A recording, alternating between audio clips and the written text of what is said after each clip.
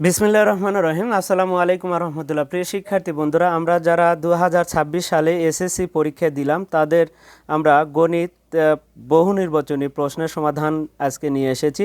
আজকে আমরা দেখব ক সেটের প্রশ্নের সমাধান। প্রথমে যে প্রশ্নটি আছে সেটা লেখা আছে এ সেটের মান এবং বি সেটের মান এত হলে এ বাদ বি সমান সঠিক উত্তরটি হবে 1-এর খ।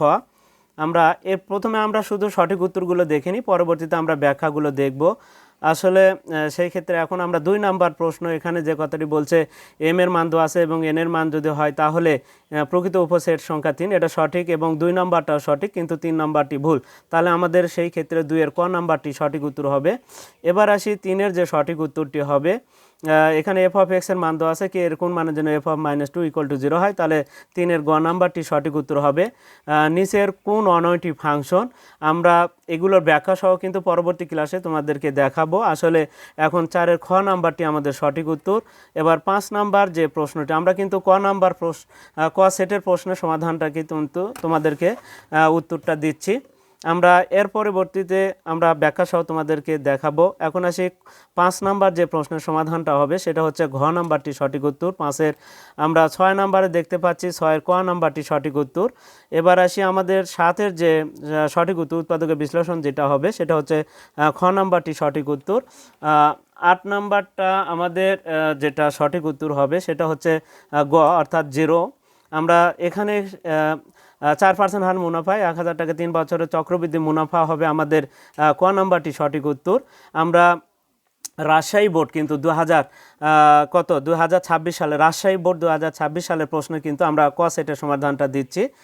তোমরা যারা রাজশাহী বোর্ড থেকে পরীক্ষা দিয়েছো তারা কিন্তু মিলিয়ে নিতে পারবা।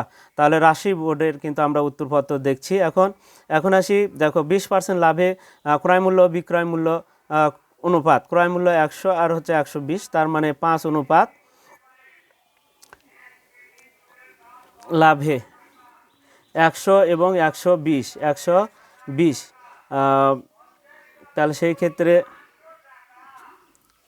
5:6 হয় আমাদের। তাহলে খ নাম্বারটা সঠিক উত্তর। ABCD ক্রমিক সমানুপাতে হলে নিচের কোনটি সঠিক, এখানে আমরা দেখেছি 3টি সঠিক উত্তর, অর্থাৎ 11-র ঘ নাম্বারটা সঠিক উত্তর। এবার আসি 12 নাম্বার যে প্রশ্নটি রয়েছে তার সঠিক সমাধানটা হবে ঘ নাম্বারটি সঠিক উত্তর। 12-র একটি সমবাহু ত্রিভুজের ক্ষেত্রফল 9√3 বর্গ সেমি হলে বাহুর দৈর্ঘ্য নিচের কোনটি, তাহলে হবে হচ্ছে 13-র গ নাম্বারটি সঠিক উত্তর। দুইটি সংখ্যার অনুপাত 6:5, তাদের লসাগু 120 হলে সংখ্যা দুটির গসাগু কত, এখানে হবে 4, অর্থাৎ ক নাম্বার 14-র ক নাম্বারটি হবে আমাদের সঠিক উত্তর।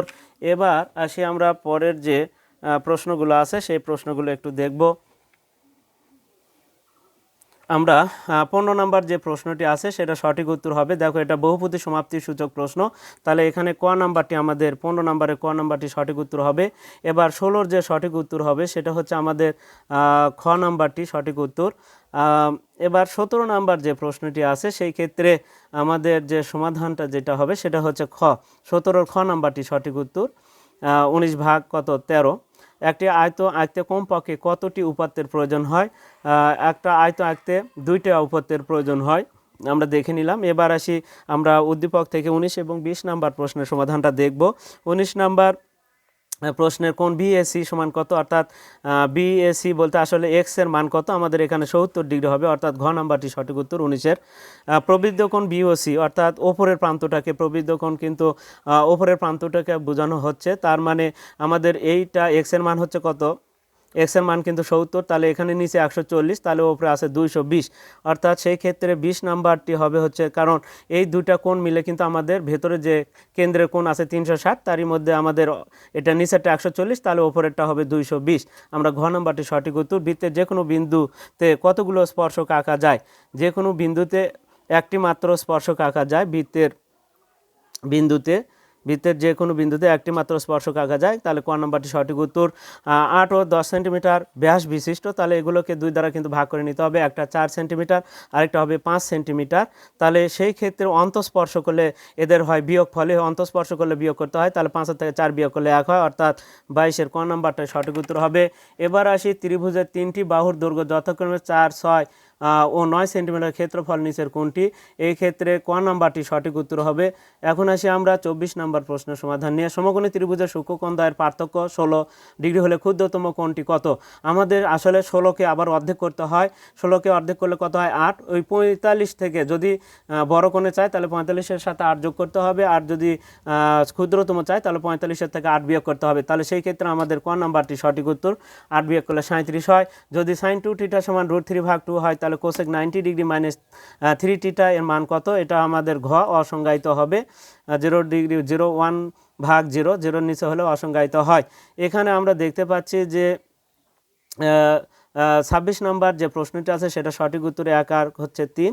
আমরা এবার আসি 1 আর 3। এবার আসি 27 নম্বর যে প্রশ্নটি আছে সেটার জন্য পরিসীমা বলছে। তাহলে এখানে 8 অতিভুজ যদি 10 হয় তাহলে এটা 6 হবে। তাহলে টোটাল 3টা বাহুর যোগ করলে হয় হচ্ছে আমাদের 24, অর্থাৎ 27-এর খ নাম্বারটি সঠিক উত্তর।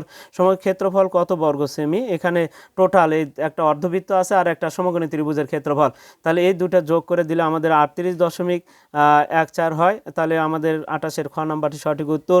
আর 29 নম্বর যেটা বলছে নিচের কোন মধ্যক কোনটি? আমাদের কিন্তু আসলে 6 হবে মধ্যক।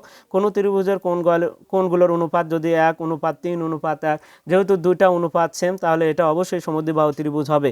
প্রিয় শিক্ষার্থীরা, তাহলে আমরা কিন্তু 2026 সালে রাজশাহী বোর্ডে যারা আমরা গণিত পরীক্ষা দিলাম তাদের কিন্তু ক সেটের বহুনির্বাচনী প্রশ্নের সমাধানটা দেখে নিলাম। আমরা পরবর্তীতে এই বহুনির্বাচনী প্রশ্নের ব্যাখ্যা সহ তোমাদেরকে দেওয়ার চেষ্টা করব। আর ততক্ষণ পর্যন্ত কিন্তু তোমরা অবশ্যই আমাদের পাশে থাকবে এবং চ্যানেলটিতে যারা নতুন রয়েছে তারা অবশ্যই চ্যানেলটিকে সাবস্ক্রাইব করবে এবং ফেসবুকে যারা আছো তারা অবশ্যই ফলো দিবে এবং বেশি বেশি করে তোমরা লাইক, কমেন্ট এবং শেয়ার দিবে। আজকে এ পর্যন্তই। খোদা হাফেজ।